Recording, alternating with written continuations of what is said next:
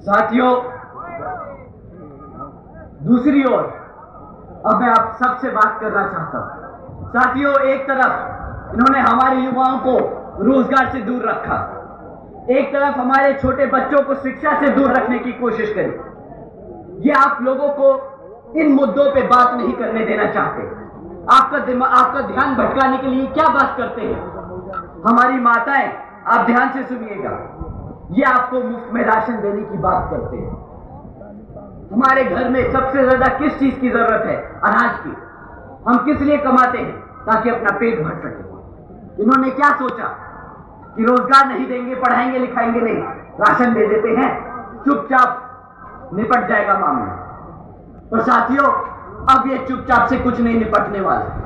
आप सवाल कीजिएगा कि ये जो बोलते हैं ना सीना चौड़कर मंचों से कि हम 80 करोड़ जनता को मुफ्त में राशन देने का काम कर रहे हैं, इनसे पूछिए कि भाई साहब ये जो एहसान कर रहे हो ना 80 करोड़ जनता पे, नहीं चाहिए, नहीं चाहिए, ये ऐसा चूना मत लगाओ हमें।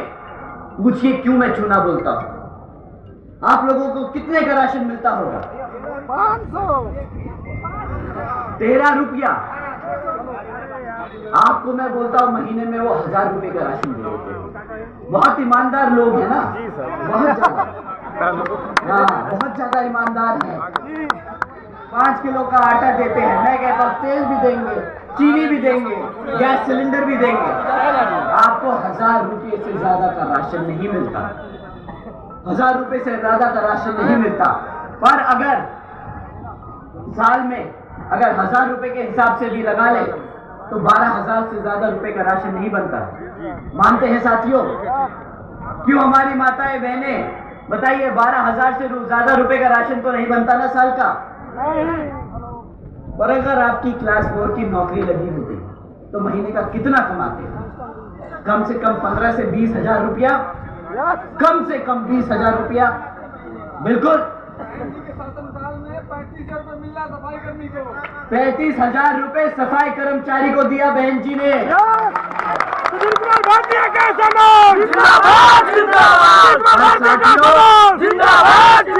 ये धंधे वाले लोग हैं ना, तो पैसा तो बचाएंगे, नहीं देंगे 35,000। मैं कहता हूं आपको 20,000 देते हुए आपको साल को 2.5 लाख रुपया कमाने का मौका मिलता अगर आप रोजगार में होते।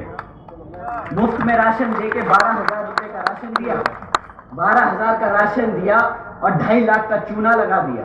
भाई साहब पान मांगा था, ये चूना नहीं मांगा था उसमें लगाने को आपसे, ये क्या लगा के दे दिया? साथियों, ये जो राशन की स्कीम है ना, ये सबसे बड़ा चूना लगाया है हमारी जनता को इन्होंने। और क्या बोलते हैं आपसे गांव में घूमकर बोलते हैं ना कि मोदी जी का नमक खाया है, मोदी जी का नमक खाया है, अब वोट तो देना पड़ेगा। भाई साहब अगली बारी ये बोले ना कि मोदी जी का नमक खाया है तो पलट के बोलना कि भाई साहब जो सामान खरीदता हो ना उसमें जीएसटी ठोक के देता हूं। मोदी जी का नमक नहीं, मेरा खुद का पैसा है।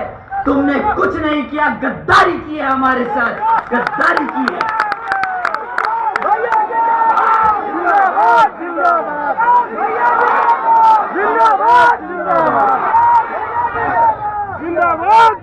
साथियों, अगली बारी बोले 80 करोड़ लोगों को रोजगार राशन दिया, बोलना 80 करोड़ का राशन नहीं चाहिए था, साल की 2 करोड़ नौकरी का वादा किया था, वो चाहिए था। कहाँ है मेरे साल की 2 करोड़ की नौकरियां? आज 10 साल होने को जा रहे हैं। कम से कम 10 करोड़ नौकरियां युवाओं को मिल जानी चाहिए थी, कहाँ है वो रोजगार? सवाल पूछिएगा साथियों। मुफ्त में वोट नहीं देना है, मुफ्त में वोट नहीं देना है। अगर बोले ना नमक खाया है, वही थैला, जिस थैले में राशन दिया है वही थैला खाली पकड़ा के वापस भेज देना, बोलना ये रखो तुम्हारा थैला, नहीं देना तुम्हें वोट, नहीं चाहिए तुम्हारी।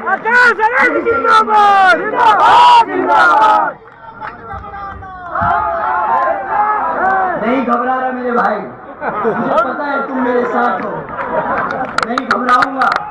और वैसे भी कहते हैं ना, आगे बढ़े, हम आपके साथ हैं। साथियों, मैं तो छोड़ो, बहुजन समाज का हर एक बच्चा किसी से नहीं घबराता, क्योंकि उस बच्चे पे शेरनी का हाथ है और उस भारत में किसी का नाम उसको हाथ नहीं लगाता। जिंदाबाद जिंदाबाद जिंदाबाद जिंदाबाद जिंदाबाद जिंदाबाद जिंदाबाद जिंदाबाद। रोजगार के नाम पे बहुत सारे लोग, स्पेशली आदरणीय प्रधानमंत्री जी ने एक बार बयान दिया था कि भाई स्टूडियो के बाहर खड़ा हुआ लड़का अगर पकोड़े बेच रहा है तो वो भी रोजगार है। कहा था, गए थे।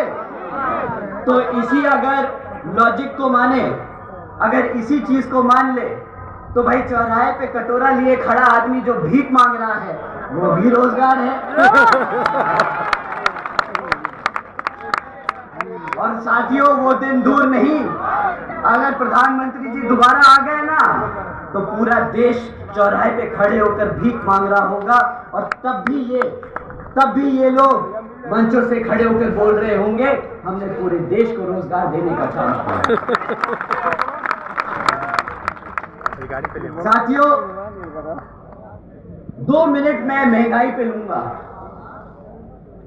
आप लोगों ने पेट्रोल खरीदा आज यहाँ तक आने के लिए? जी। क्या रेट दिया पेट्रोल? 100 रुपया। 102। आज से 10 साल पहले याद है कि क्या रेट हुआ करता था? 65 रुपया, 55 रुपया, 40, 50, 60 रुपया 55 बराबर। आपको ध्यान है, मैं जब थोड़ा सा छोटा था, मैंने टेलीविजन पे देखा, टीवी पे देखा, स्मृति ईरानी जी को देखा था। आदरणीय स्मृति ईरानी जी को देखा था। हाँ, कौन भाई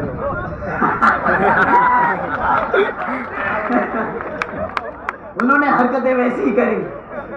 वो गैस का सिलेंडर लेके सड़क पे खड़ी थी और चिल्ला रही थी कि मेरी बहन बेटियां अपने घर में खाना नहीं पका पा रही क्योंकि गैस का सिलेंडर बहुत महंगा है। पता है, वो एक समय था जब वो खुद गैस का सिलेंडर लिए खड़ी थी। आज जब गैस का सिलेंडर 400 रुपये से बढ़कर 1100 रुपये, 1200 रुपये पहुंच चुका है, तो वो स्टारबक्स की कॉफी पी रही है। उसमें गैस नहीं लगती शायद, तो उन्हें नहीं एहसास हो रहा कि ये महंगाई कितनी चुभती है हमारी बहन बेटियों को। अब वो महंगाई की बात नहीं करेंगे, अब वो बात करेंगे राम मंदिर की। अब उस पे भी पूछ लेते हैं, राम मंदिर भाजपा ने बनवाया? नहीं ना, सुप्रीम कोर्ट ने ऑर्डर दिया था राम मंदिर के लिए।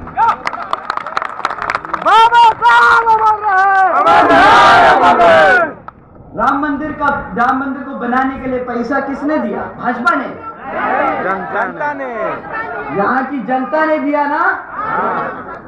तो इनसे कभी पूछिएगा, जो मंचों से खड़े होकर दावा ठोकते हैं कि हमने राम मंदिर बनाया है, भाई ना तुम पैसे दिए हो, ना तुम कोर्ट का ऑर्डर लेके आए हो, ना तुमने जमीन खोदी, तो किस बात का क्रेडिट मांगते हो राम मंदिर का?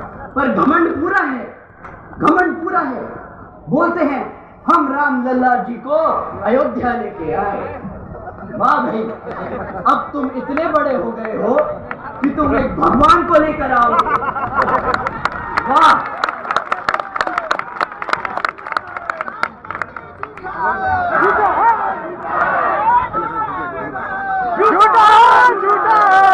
भाई साहब, मैं मन से नहीं बोल सकता। क्या बोला आपने?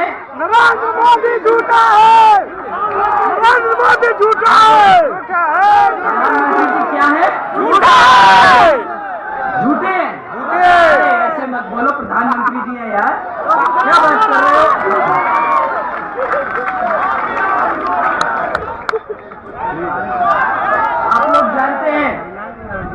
आप लोग जानते हैं अभी उन्होंने अपने भाषण में